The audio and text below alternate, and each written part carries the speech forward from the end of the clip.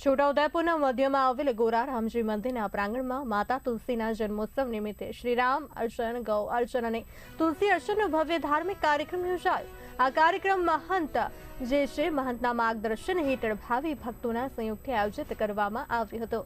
સંતો, મહંતો અને ધર્મપ્રેમી ભક્તોના સાનિધ્યમાં શ્રી રામજીના 1008 શાસ્ત્રોક્ત નામો સાથે ફૂલોનું અર્ચન કરવામાં આવ્યું હતું।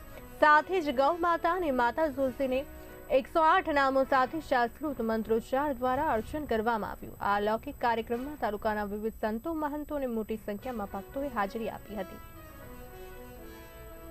तुलसी माता जन्मोत्सव के रूप में आपने छोटाउदेपुर नगर में अंदर गोरे रामजी मंदिर અને कालिका माता चौक में सनातन धर्म प्रेमी भाविक भक्तों द्वारा गौ अर्चन, तुलसी पूजन અને ભગવાન શ્રી રામના અર્ચન કરવામાં આવ્યા છે, જેમાં ભગવાન શ્રી રામને 1008 નામો દ્વારા ફૂલ દ્વારા અર્ચન કરવામાં આવ્યા છે।